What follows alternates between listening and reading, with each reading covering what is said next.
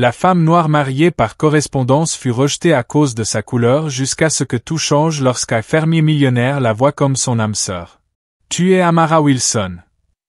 L'homme avala difficilement, son visage pâlissant comme s'il avait vu un fantôme en plein jour. Cela ne va pas fonctionner, tu ne m'as pas dit que tu étais noir. Amara termina la phrase. Harold Pierce ne parvint pas à dire un mot, son cœur se serrant alors qu'elle se tenait sur le quai de la gare, son chapeau délicat qu'elle avait acheté spécialement pour ce moment semblant maintenant un détail ridicule au milieu de l'humiliation.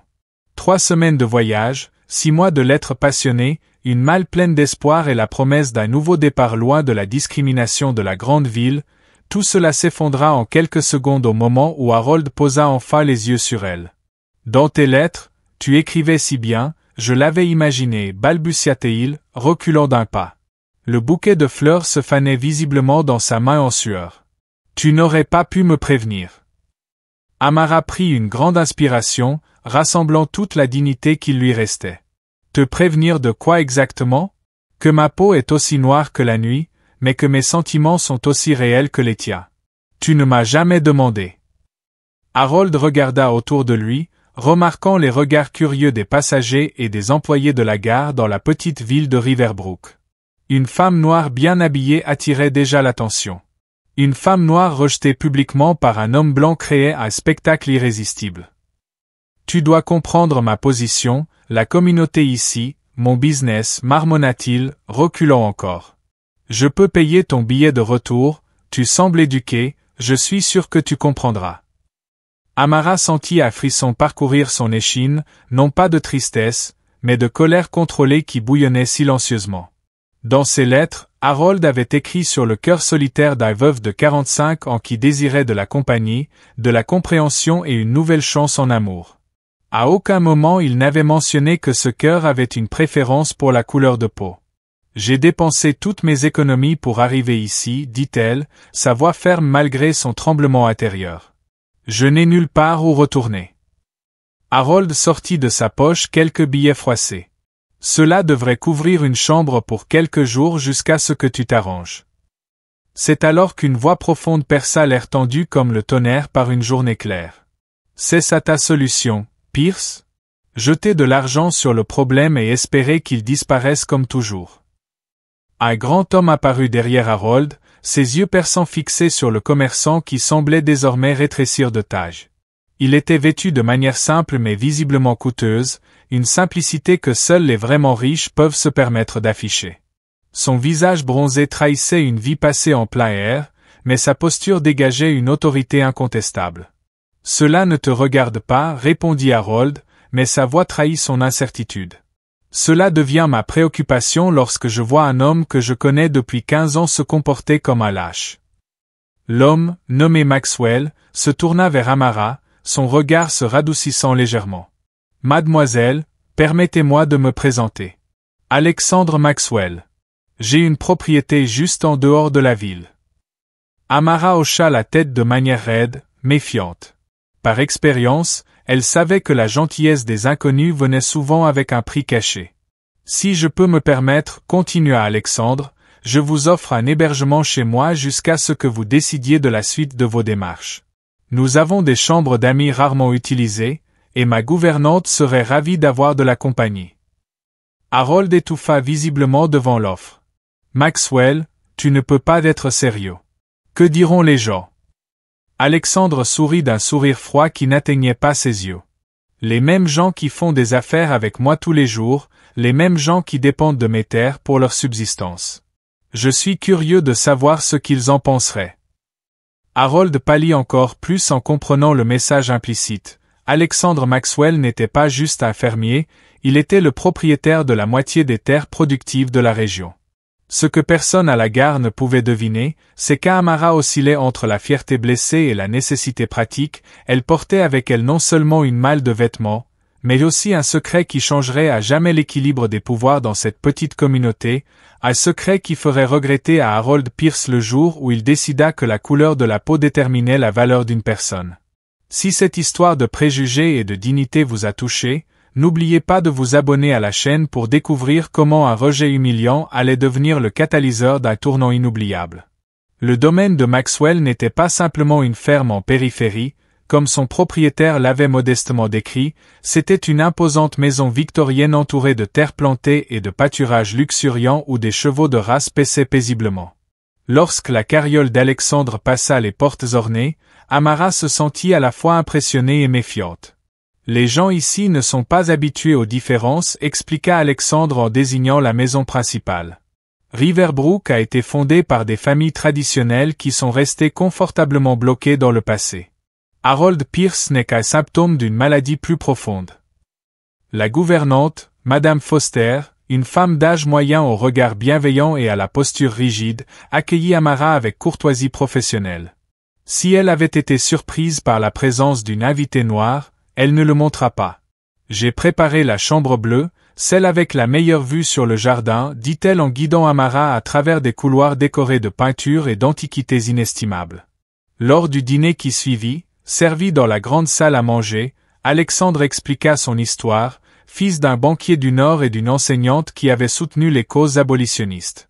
Il avait hérité non seulement d'une fortune mais aussi de principes stricts sur l'égalité. Lorsqu'il s'installa à Riverbrook il y a 15 ans, il avait été considéré comme excentrique, trop riche pour être ostracisé, mais trop différent pour être pleinement accepté. « Et quelle est votre histoire, mademoiselle Wilson ?» demanda-t-il finalement après avoir décrit les entreprises qu'il dirigeait. « Vos lettres doivent avoir impressionné Harold pour qu'il vous fasse une invitation aussi formelle. » Amara hésita, mais quelque chose dans la manière directe d'Alexandre inspira confiance. « Je suis enseignante. J'étais enseignante à Boston, j'enseignais la littérature et l'histoire dans une école pour filles de couleur. Lorsque l'école a fermé faute de fonds, j'ai compris qu'il fallait que je recommence ailleurs. » Ce qu'Amara ne mentionna pas, c'était la véritable raison de ses lettres, l'héritage inattendu de son grand-père, un homme qui avait passé toute sa vie comme majordome pour une famille riche, un héritage qui comprenait non seulement des pièces d'or soigneusement économisées, mais aussi des documents anciens qui pouvaient changer le destin de certaines terres dans la région de Riverbrook, des documents qu'elle avait cachés dans le fond secret de sa malle. Les jours suivants, Alexandre donna à Amara quelque chose de rare, de l'espace pour réfléchir.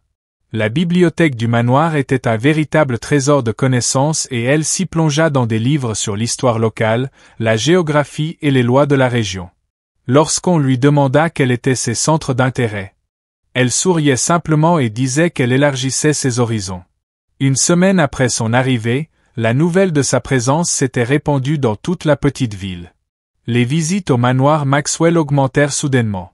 Voisins curieux, commerçants, épouses, même le révérend local, tous se souvenant soudainement de questions urgentes à discuter avec Alexandre. « Regarde ça » marmonna Alexandre pendant le thé de l'après-midi, après qu'une délégation particulièrement évidente soit partie. « Tu es devenu l'attraction locale sans même mettre les pieds en ville. » Amara sourit amèrement. « J'ai toujours été une attraction, monsieur Maxwell. La différence, c'est qu'aujourd'hui j'ai une tasse de porcelaine dans la main pendant qu'on me regarde. » C'est lors de l'une de ces visites que Harold Pierce finit par trouver le courage de se présenter.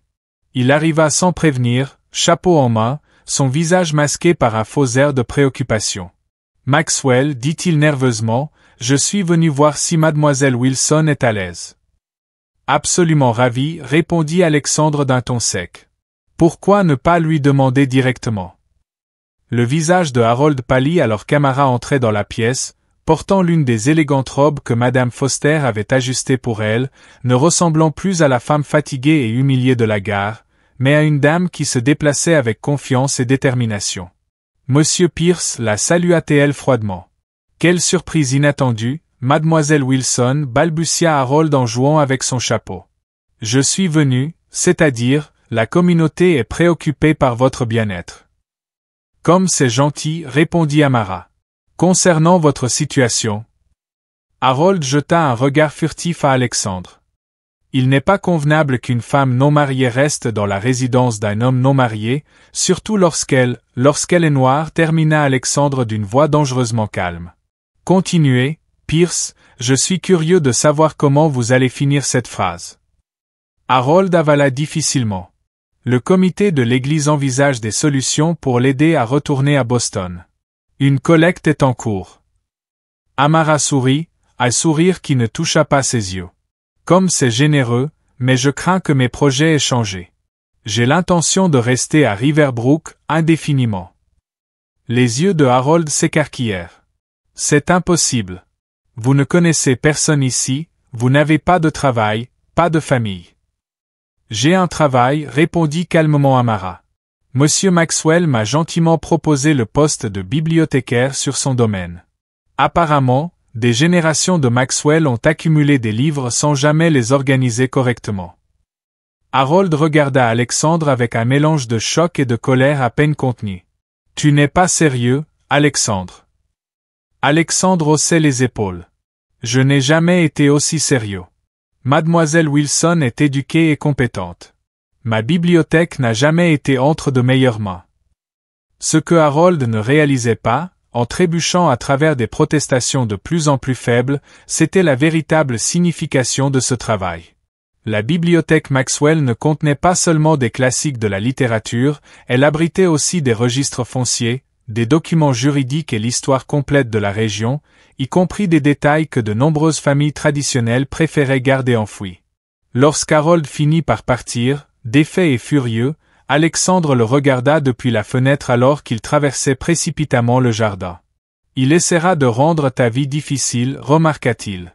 La petite humiliation que tu as infligée à son ego aujourd'hui ne sera pas oubliée. Amara acquiesça, une nouvelle détermination brillant dans ses yeux. Laisse-le essayer. Pendant qu'il est occupé à répandre de petites rumeurs, je creuserai bien plus profondément que tout ce qu'il avait imaginé. Ce que Harold Pierce ne savait pas, ce que personne à Riverbrook ne pouvait deviner, c'était que les heures qu'Amara passait dans la bibliothèque avaient un objectif bien précis.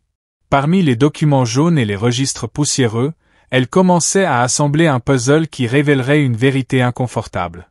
Les familles fondatrices traditionnelles de Riverbrook, y compris les Pierce, avaient construit leur fortune sur des terres qui ne leur appartenaient pas légitimement. Et tandis que la société locale était en effervescence avec des rumeurs concernant la femme de couleur logée au manoir Maxwell, Amara préparait tranquillement le terrain pour une révélation qui secouerait la communauté jusqu'à ses fondements. 2 semaines plus tard, la petite salle de la mairie de Riverbrook était pleine à craquer. Un appel d'urgence avait réuni les familles fondatrices, les commerçants locaux et les fermiers de toute la région. Au centre de l'agitation, Harold Pierce gesticulait violemment, son visage rouge de indignation. C'est un scandale. Maxwell défie ouvertement nos traditions en gardant sept femmes sur ses terres. Les familles décentes sont préoccupées par des rumeurs de comportements inappropriés. Alors que des murmures d'accord parcouraient la pièce, les portes s'ouvrirent. Alexandre Maxwell entra calmement, suivi par Amara Wilson, qui marchait avec la dignité d'une reine. Un silence inconfortable s'installa dans la salle. « Je vous remercie pour l'invitation, » dit Alexandre d'une voix ferme qui résonna dans chaque recoin de la salle. « Cependant, je dois corriger un malentendu. Mademoiselle Wilson n'est pas ici en tant que mon invitée, mais en tant que représentante légale d'une affaire qui concerne profondément chacun d'entre vous. » Harold rit nerveusement. « Représentante légale, une femme de couleur sans éducation ni autorité ? Maxwell, as-tu complètement perdu l'esprit ?» Amara ouvrit son attaché-caisse méthodiquement. « En réalité, Monsieur Pierce, en plus d'être enseignante certifiée, j'ai la procuration légale en tant que descendante directe de Joseph Freeman. » Le nom frappa comme un éclair dans la salle silencieuse. Les visages plus âgés pâlirent visiblement. « Joseph Freeman n'existe pas, » rétorqua Harold rapidement. « C'est une légende urbaine. » Curieux, répondit Amara en retirant des documents jaunes de son attaché-caisse. Car j'ai ici l'acte original signé par le gouverneur en 1866, accordant à Joseph Freeman, mon arrière-grand-père, un homme libéré après la guerre de sécession, les terres qui constituent aujourd'hui environ 60% de Riverbrook, y compris votre magasin, Monsieur Pierce. Le juge Thornton ajusta ses lunettes pour examiner les documents qu'Amara venait de présenter. Cela semble authentique. C'est une contrefaçon, hurla Harold, mais sa voix tremblait. Les documents de soutien sont ici, continua Amara, imperturbable, y compris le récit de la façon dont Joseph Freeman a dû fuir après des tentatives de lynchage en 1870 et comment les familles fondatrices ont divisé ces terres entre elles, formant ce qu'elles appelaient le comité foncier de Riverbrook. Alexandre prit alors la parole. La bibliothèque Maxwell conserve des copies de tous les registres fonciers de la région. Curieux, comment la cession spécifique de 1870 à 1872 était manquante jusqu'à ce que Mademoiselle Wilson trouve des références croisées dans d'autres documents. Le révérend Miller, un homme âgé, baissa la tête. Mon père mentionnait cette histoire. C'était un péché enfoui profondément. Nous ne sommes pas ici pour punir les descendants des péchés de leurs ancêtres, déclara Amara. Je propose un accord, la création d'une fondation communautaire qui bénéficie à tous les citoyens de Riverbrook, en particulier pour l'éducation et le logement abordable. Harold Pierce rit nerveusement. C'est absurde, personne ne croira à cette comédie. C'est alors que l'avocat Jeff, un avocat respecté de 3 États, entra dans la salle. Les documents ont été vérifiés par la Commission des archives historiques de l'État. Ils sont authentiques et je suis heureux de vous informer que le procès a été officiellement déposé. La salle éclata en voix élevée, et dans la confusion, Harold se jeta furieusement vers Amara. Tu as planifié cela depuis le début, siffla-t-il. C'est ce que tu cachais dans tes lettres. Amara resta calme. Non, monsieur Pierce. Dans les lettres, j'étais juste une femme solitaire à la recherche de compagnie.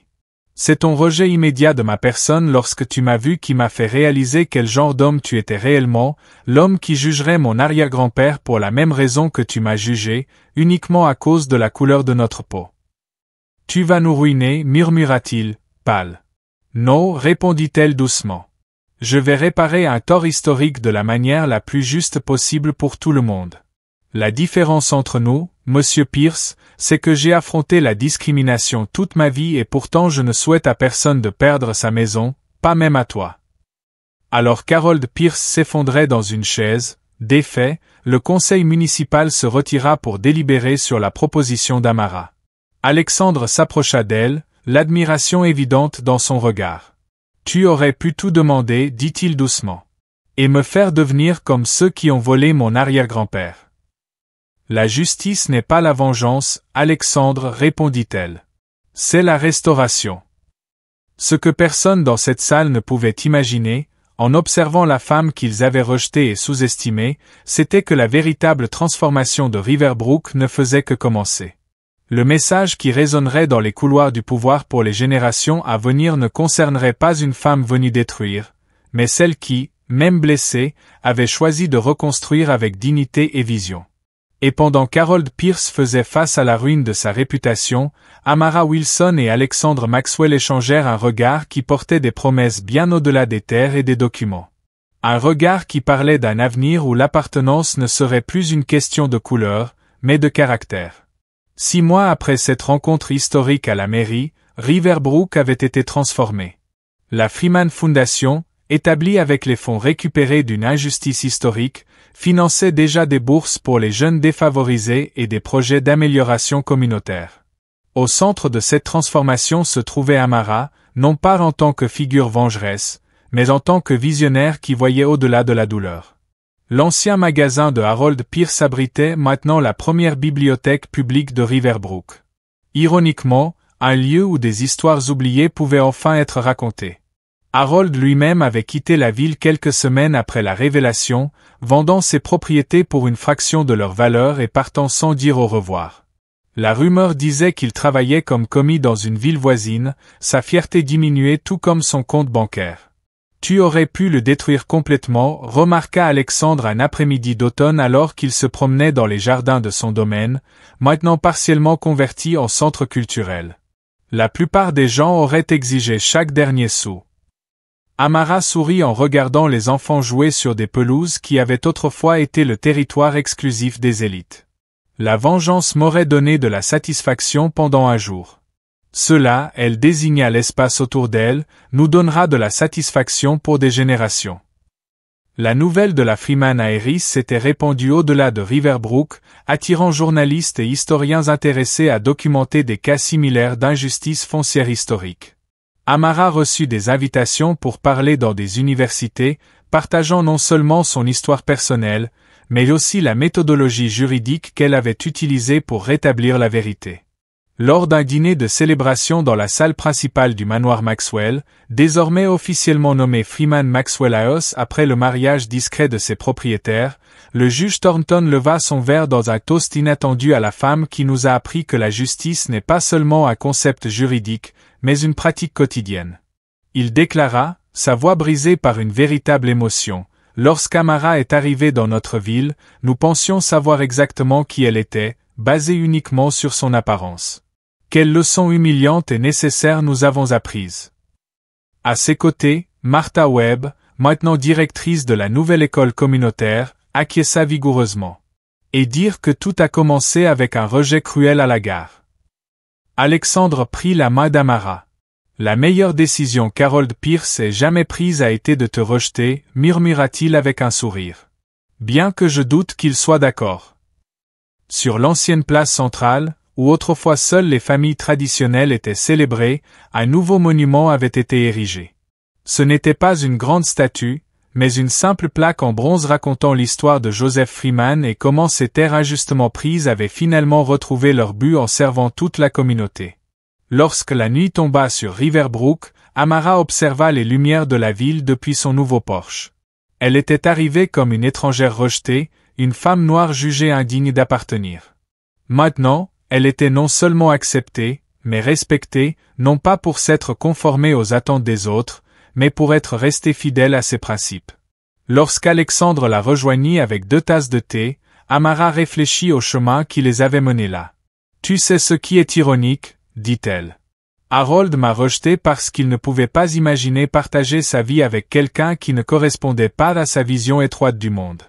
À la fin, c'est exactement ce qui l'a détruit, tandis que toi, tu as prospéré grâce à ce qu'il méprisait, ta force, ton histoire, ta vérité. » Alexandre ajouta, « La leçon que Riverbrook a apprise, et une leçon qui résonnera pour des générations, est simple mais profonde. Quand nous jugeons quelqu'un sur des caractéristiques superficielles, nous ne nions pas seulement son humanité, nous nous rendons aveugles à la valeur extraordinaire qu'il pourrait apporter à nos vies. » Et tandis qu'Amara Wilson Maxwell observait la lune se lever sur la ville qu'il avait autrefois rejetée, elle savait que la véritable vengeance n'avait jamais été de punir Harold Pierce. Il s'agissait de construire quelque chose de si beau, juste et durable que son rejet ne deviendrait plus qu'une note de bas de page dans une histoire bien plus grande en train d'être écrite.